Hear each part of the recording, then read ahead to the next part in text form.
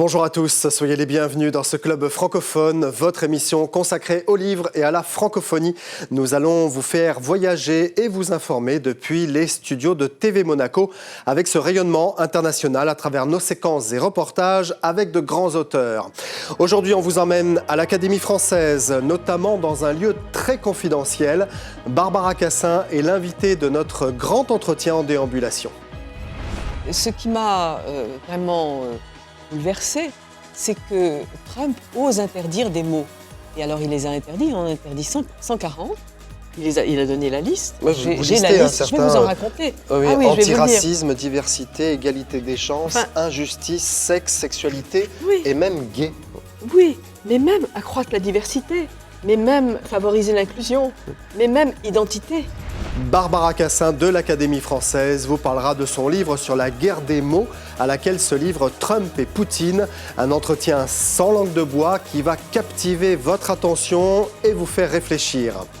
Et puis notre club de lecture, bien sûr, avec des passionnés de livres, dont une jeune lectrice lycéenne, une lectrice passionnée et les pépites des libraires, avec notre libraire vedette, Déborah Damblon, depuis la Belgique.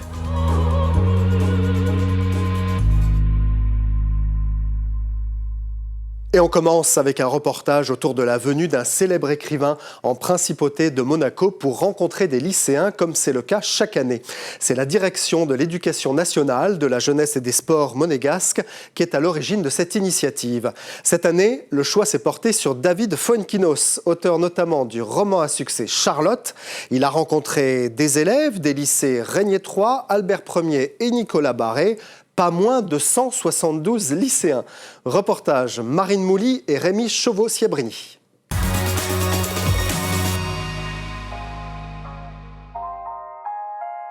C'est un auteur prolifique qui a écrit beaucoup de romans, traduits dans une quarantaine de langues.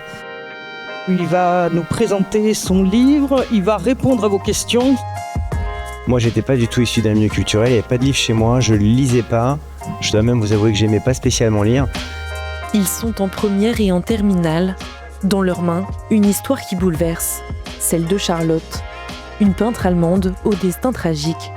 Les lycéens ont eu la chance de partager un moment d'échange avec l'auteur David Fuenquinos. Quand vous passez beaucoup de temps avec la vie de Charlotte Salomon, qui est une vie de souffrance, qui est une vie terrible, qui est une vie de suffocation, il y a certains moments, c'est impossible d'avancer. Moi, j'avais du mal à respirer quand je m'approchais d'elle. Un roman qui les a particulièrement émus. Je suis quelqu'un de très émotionnel et j'ai lâché une petite boute, voilà. J'ai été vraiment touchée par l'émotion qu'elle transmettait parce que j'avais l'impression de vivre son histoire avec elle. Les élèves se sont livrés sur les passages les plus marquants. Ce qui m'a le plus marqué, c'est principalement la façon dont l'art l'a sauvée et comment toute sa vie, comment elle a échappé à un destin ultra tragique puisque sa mère est morte. Et puis même la première phrase du livre qui est Charlotte a appris à lire son nom sur une tombe. Bon, c'est morbide, mais c'est extrêmement touchant la manière dont il a mis des mots sur l'indicible. À travers le destin tragique de Charlotte Salomon, David Fuenquinos ne raconte pas seulement une vie brisée. Il souhaite aussi transmettre un message fort. On a tous au fond de nous de la beauté. Et peut-être encore plus quand on traverse les années d'adolescence avec l'incertitude de soi-même, de ce qu'on va devenir. C'est un message de confiance en soi, l'idée qu'on peut traverser les plus grandes difficultés. On a une forme de résilience, on a une forme de force en nous, une forme de beauté, que ce soit par la création ou par autre chose, mais on peut la chercher pour surmonter la douleur. Donc je dirais que c'est le message principal. Voir son roman étudié au baccalauréat et susciter l'enthousiasme des jeunes est une vraie récompense.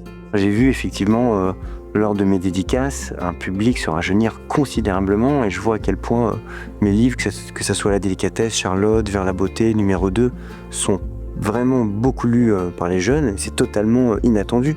Il y a quelques années, jamais j'aurais pu imaginer ça.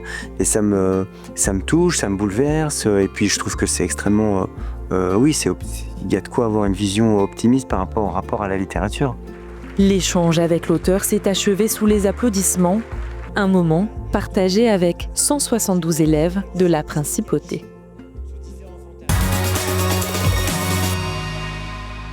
Le livre de David Fuenquinos, Charlotte, sur la vie de l'artiste Charlotte Salomon, morte à Auschwitz à l'âge de 26 ans, est paru en poche chez Folio. On change d'ambiance, on prend l'avion ou le train et on part tout de suite à l'Académie française pour un entretien inédit et exclusif dans ce lieu avec Barbara Cassin.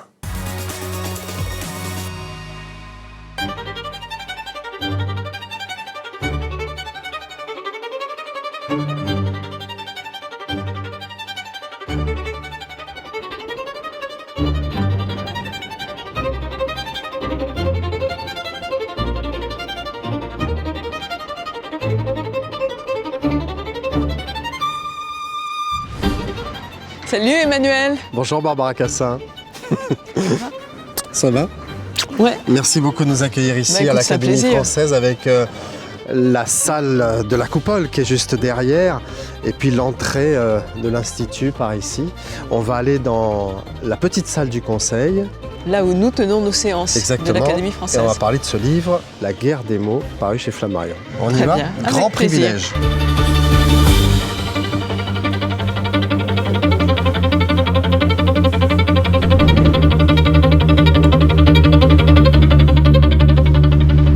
Voilà, on arrive dans la salle du Conseil des académiciens. Alors c'est un lieu La petite salle. magique, la Oui. petite salle du Conseil où vous siégez. Je crois que vous êtes à cette Ma place-là. place est là.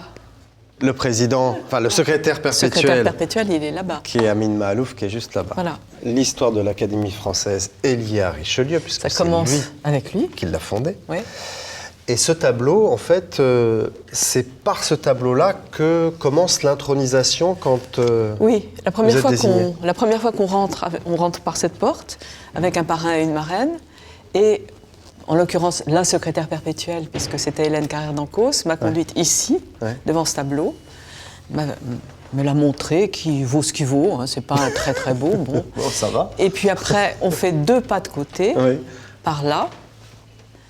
Et là, on ouvre ce petit placard. Ouais. Et derrière ce petit placard, il y a un très beau portrait de Richelieu sur son lit de mort. Et alors Hélène Carrère d'Ancos m'a dit, Madame, Ouais. l'éternité, c'est celle de la langue. Ah oui, d'accord. C'est très beau, je trouve. Et donc, elle Donc- l'ouvre, mais on ne peut pas l'ouvrir. Non, Il non. faut savoir qu'il y a un mystère, enfin, en tout cas, on ne peut pas vous le montrer, Enfin. parce que c'est réservé aux académiciens. Que je sache. En tout cas, moi, je ne prends pas Que sur l'on moi de sache. l'ouvrir. Oui, c'est ça, on ne Voilà. va pas prendre de risque. C'est dans ce coffrage juste derrière, j'ai eu la chance de le voir et je peux vous dire que, Il est beau. effectivement, il est beau. Il est beau. Et il est sur son lit de mort. Il est lugubrement beau. Il est lugubrement beau. Voilà.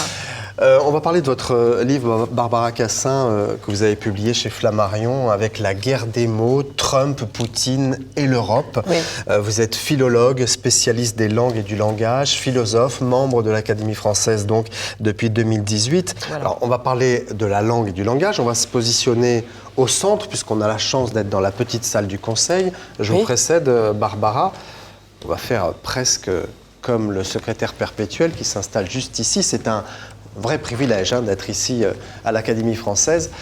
Barbara Cassin, les mots, c'est important. Et Trump, Poutine, contrairement à ce qu'on peut imaginer, utilisent des mots à bon escient. On a l'impression qu'ils balancent des phrases comme ça, un peu n'importe comment. Alors, c'est sans doute le cas Bon de... escient, je ne sais pas ce que ça veut dire. Voilà. C'est ça.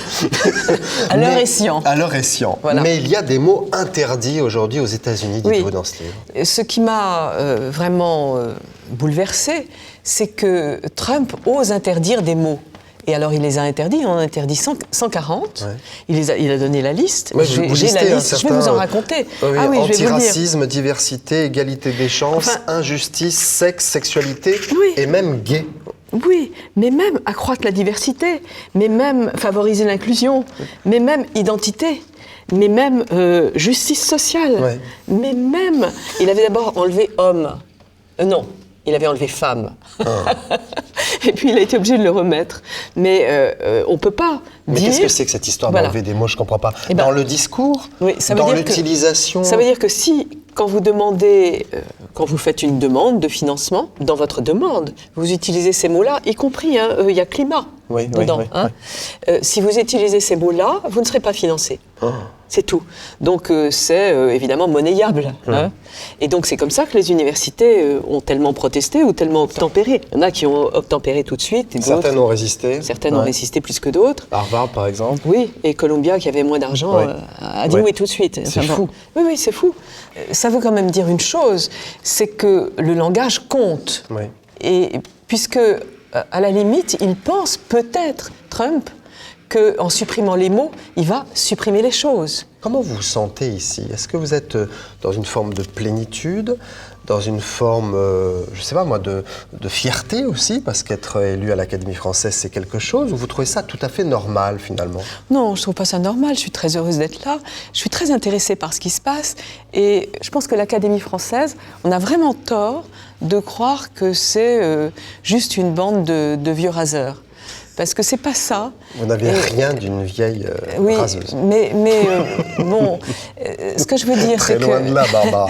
C'est que le travail de l'Académie française, donc c'est le dictionnaire de l'Académie, il faut quand même que vous sachiez il n'y a peut-être pas un autre pays au monde qui puisse avoir l'épaisseur de sa langue, comme ça, sur le net, accessible gratuitement. Le dictionnaire de l'Académie française, il est sur le net depuis sa première édition. Oui, c'est vrai. Et c'est extraordinaire. Vous voyez que femme commence par vouloir dire femelle compagne de l'homme. Oui, c'est vrai. La première définition de femme, c'est femelle compagne de l'homme. Voilà. Et je vous assure que maintenant, on n'en est plus là. On est en train de discuter de la définition qu'on va produire. Mais on l'a déjà torturée dans tous les sens. Allez, on va aller sur les bords de Seine avec le Pont des Arts. Et vous avez choisi un invité, un jeune homme très érudit, avec lequel on va parler du langage, ici à Paris. Allons-y.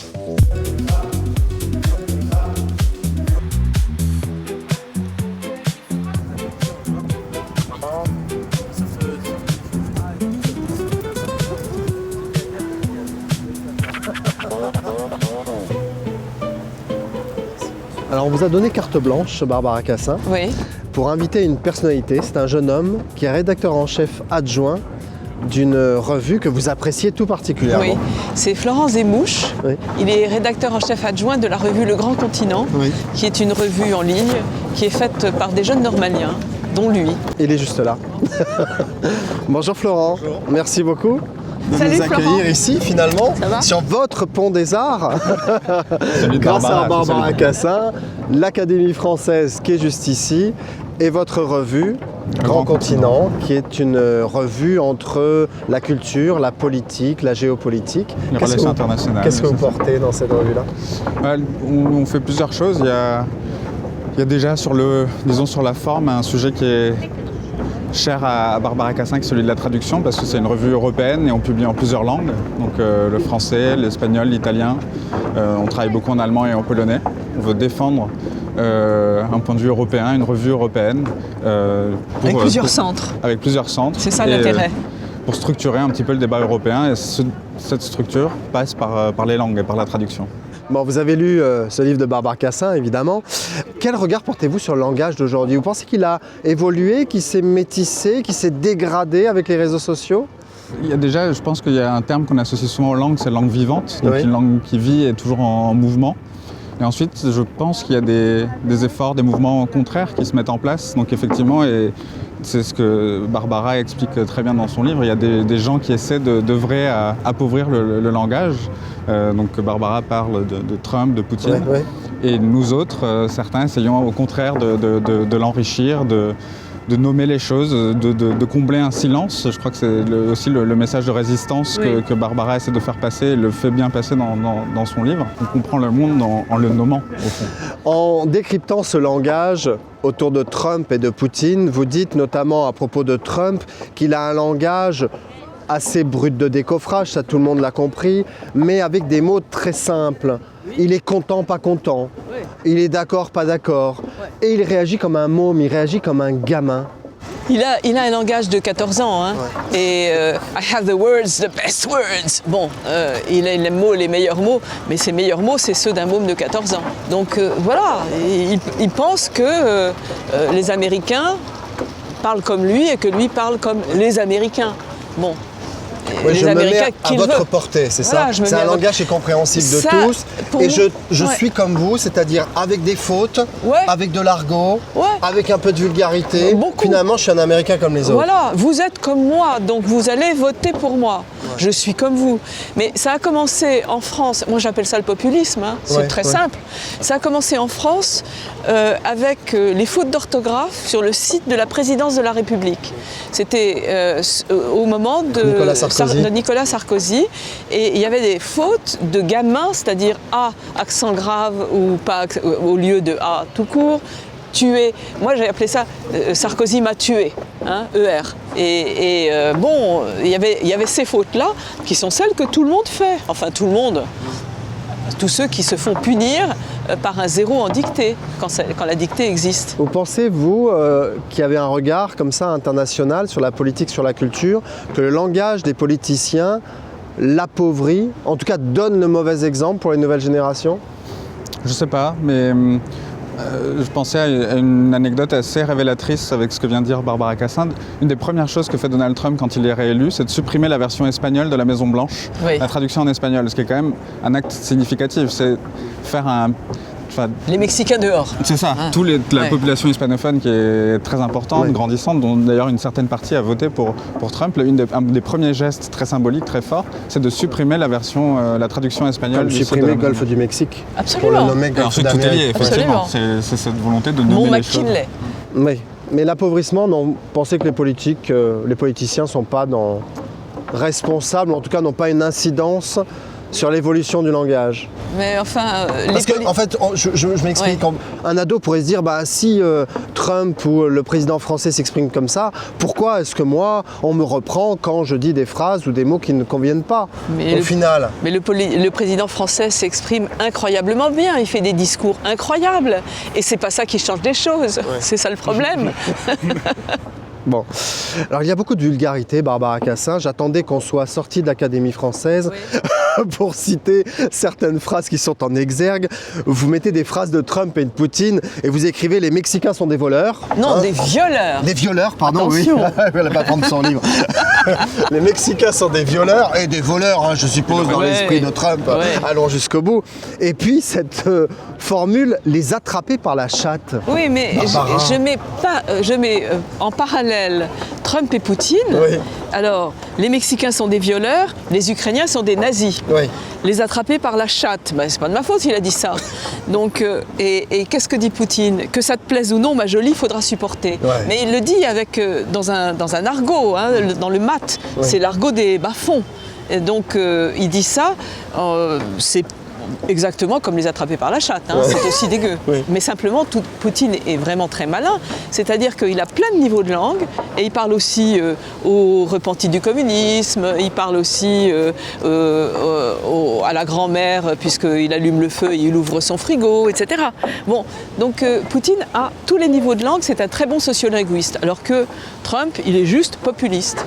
Bon, ce qui est incroyable, en tout cas, c'est qu'on vote pour ces personnes-là. En tout cas, aux États-Unis, Oui. il y a quand même le choix. En Oui. Russie, c'est un peu plus compliqué. Ouais. Et ça sert la cause de ces hommes puissants parce que leur fortune, alors vous allez peut-être me confirmer avec votre revue Grand Continent, mais la fortune de Trump est estimée à environ 5 milliards de dollars.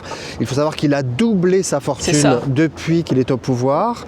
Et la fortune de Poutine est considérable. Alors ça, je ne m'attendais pas à ça. J'ai découvert Ouais, dans votre ouais, livre, Barbara ouais. Cassin, Ouais. entre 100 et 200 milliards Oui. de dollars. Oui. C'est fou. C'est aussi pour ça qu'il a tué Navalny. Absolument, parce que c'est Navalny qui avait documenté la chose. l'a documenté. ça. Oui, oui. Ouais. Bon, vous comptiez aller aux États-Unis prochainement? Pas vraiment, non. Parce que à J'ai partir un du peu moment où on peur. va Oui, diffuser oui. cette émission, vous savez Non, que mais maintenant il même faut ce rendre des livre, comptes. hein, hein. même ce Donc à mon avis, amis américains, on essaiera peut-être de passer la frontière, mais c'est pas sûr qu'on y arrive. On parlera espagnol. On parlera espagnol. Bon, merci beaucoup en Merci. tout cas à Barbara Cassin Merci, pour Emmanuel. ce club francophone ici, face à l'Académie française, sur le Pont des Arts. J'ai été vraiment ravi de vous retrouver ici. Merci Florence Zemouche. Bonne chance pour le Grand Continent à retrouver sur Internet, la revue préférée de Barbara Cassin. Je confirme. À bientôt, merci à vous. Merci.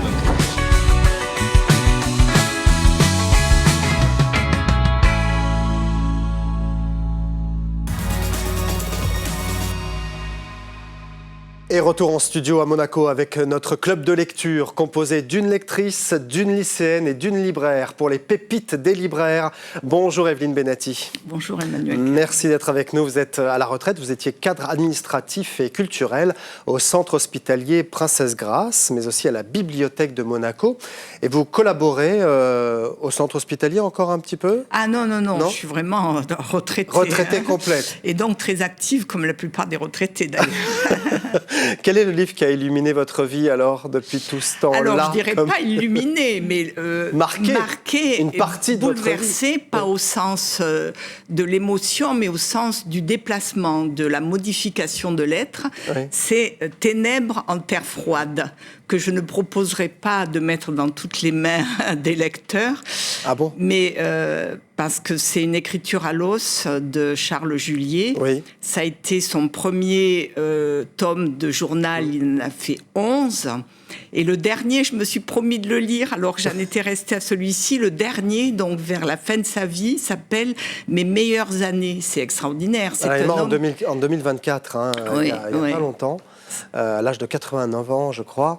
Et il a eu le Grand Prix de littérature de l'Académie française. C'est un grand auteur, assez méconnu.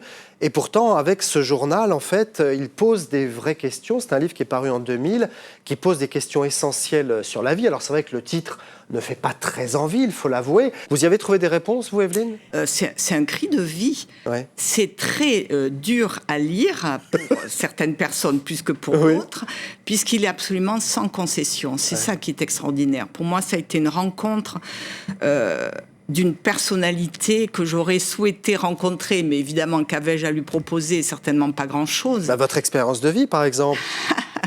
Quel sens avez-vous donné à votre vie après la lecture de ce livre ? Ça a changé quelque chose, vraiment ? Ah oui, absolument, parce que j'étais vraiment dans le marasme, pour pas dire plus. Je tâtonnais, j'étais engluée, et comme il l'est lui-même dans les premiers tomes de son livre, ce qu'il relate, mais il n'a jamais abandonné, voilà, c'est ça. Il a toujours lutté, mais bec et ongles, mais sans complaisance. C'est ça qui est extraordinaire. Vraiment avec une volonté de s'accrocher à la vie, alors que très souvent il parle de suicide. Mais il veut faire œuvre avant de se suicider, sinon ça n'aurait aucun sens. Il faut laisser une trace. Merci Evelyne Benati, merci beaucoup pour ce conseil de lecture. On va donner la parole à nos libraires, à notre libraire de la Belgique. Vous savez que dans cette émission, nous donnons la parole aux libraires indépendants et on part tout de suite à Bruxelles. Bonjour Déborah Damblon. Bonjour Emmanuel. Vous êtes libraire dans la librairie du théâtre Le Public et on commence avec une bande dessinée. On commence avec une bande dessinée, Emmanuel. C'est mon nouveau crush, c'est Mimouche. Mimouche, c'est Colette. Elle a perdu sa sœur jumelle, la sœur parfaite. Et puis, elle s'efforce d'être la parfaite à la place de Lison, de sa sœur. Ouais. Elle fait de la danse, elle fait tout ça. Et puis, c'est pas son truc, la danse. Et elle va tomber sur la boxe, Emmanuel, la boxe. D'accord. Et la boxe, c'est un beau sport et ça va vraiment la sauver, cette petite Colette. Mimouche, parce qu'elle est toute petite, elle a un retard de croissance. Mais en fait, la boxe, ça a assez mauvaise presse. Je ne vous le fais pas dire, n'est-ce pas ? Et ses parents sont contre, sa maman est contre, et elle va devoir lutter à la boxe, mais lutter aussi pour apprendre aux gens que c'est un sport qui peut sauver les autres. Et puis aussi, parce qu'elle va se dépasser. Super. C'est chez quelle maison d'édition ? Chez Dupuis. Chez Dupuis, parfait. Chez Dupuis. Allez. Le tome 2 est déjà sorti et on attend le 3 avec beaucoup d'impatience. Évidemment. Très vite, Déborah, un roman pour terminer. Alors, le formidable roman de Philippe Blasband qui met en scène une lycéenne iranienne qui quitte son pays au moment de la révolte en 1979-79, pour vous les Français, et qui va rejoindre sa mère et sa grand-mère en Belgique à travers des listes. Donc, le roman est fait de listes et il nous fait voyager entre les pays. Et donc, qui est ce personnage et qui est une famille ? Et de nouveau, ça pose, comme pour Colette ou comme pour votre précédente intervention, la question de qui on est, comment on fait pour se sentir bien avec soi-même. Lisez-le, Philippe Blasband, c'est d'une finesse et d'une justesse à tout état. Très bien, à lire donc avec un roman qui se passe en partie en Iran. Merci beaucoup Déborah. Et surtout en Belgique. Je rappelle que vous êtes libraire à Bruxelles dans la librairie du Théâtre Le Public. À bientôt, Déborah, boxez bien. Nous donnons aussi la parole aux lycéens dans cette émission chaque semaine. Bonjour Clotilde, donc rebonjour. Tu as 16 ans, hein, je crois. 17 ans maintenant, parce que tu es déjà venue dans cette émission. L'anniversaire n'est pas loin et tu es en terminale au lycée Albert Ier de Monaco. Il y a un livre qui t'a marqué tout particulièrement. Oui, c'est Intramuros de Alexis Michalik. Une pièce de théâtre. C'est ça, c'est une pièce de théâtre et je ne l'ai pas vue encore, mais le livre est incroyable. Je vous conseille de le lire, même si c'est du théâtre. C'est des dialogues qui sont magnifiques. C'est très parlé, mais c'est magnifique. C'est l'histoire d'une jeune fille qui n'a jamais connu son père et qui va tout faire pour le retrouver. Et en parallèle, elle bosse dans une prison et elle va faire la rencontre de 2 prisonniers qui sont chacun un peu spécial à leur manière. Avec un cours de théâtre. Avec un cours de théâtre. Qui se déroule dans une prison. Et il y a 2 personnages, 2 protagonistes, comme on dit, qui vont se dévoiler au fil de ce cours de théâtre. Ah oui, c'est génial. Un plot twist immense. Un pop twist. Un plot twist. Un plot twist. Oui, c'est une fin incroyable. C'est ça ? C'est ça. C'est pas très francophone ça, mais je t'autorise le mot. Ah, si tu veux. merci. Intramuros commence donc par un cours de théâtre et puis il faut savoir que Alexis Michalik est très connu. Hein. Il a reçu de nombreux prix. Il est très connu pour sa pièce Edmond qui a eu un grand succès. Il a remporté 5 Molières. C'est un grand homme de théâtre. Toi, tu préfères lire les pièces de théâtre qu'aller les voir ? J'aime les deux, mais celle-ci... Non, parce que certains préfèrent les lire, c'est vrai. Hein. Ouais, bah oui, c'est génial de les lire. Je conseille à tout le monde de lire les pièces de théâtre. Oui, c'est vrai, moi aussi. Il y a de très bonnes pièces de théâtre et en plus, on peut se faire son propre personnage au fond de soi. Non, mais c'est vrai, on a nos voix entre nous et je trouve que c'est assez extraordinaire de lire des pièces de théâtre. Quel est l'un des moments les plus marquants pour toi ? Qu'est-ce qui t'a le plus plu dans ce livre ? Ce qui m'a le plus plu, c'était le moment du cours de théâtre. Donc, où les 2 prisonniers apprennent à faire du théâtre, même si c'est quelques petites bases, c'est vraiment un moment magique. Bon. À lire donc Alexis Michalik, je confirme ce choix de Clotilde, Intramuros. Merci beaucoup Clotilde. Merci, je rappelle que tu es en terminale au lycée Albert Ier de Monaco. On te souhaite bonne chance pour le bac, évidemment. Voilà, c'est la fin de cette émission. Merci de nous avoir suivis. Cette émission vit aussi sur Internet, sur les réseaux sociaux, sur YouTube et en podcast. Faites passer le message. Merci à toute la formidable équipe qui m'accompagne. Bonne semaine ou bon week-end à vous tous. À la semaine prochaine.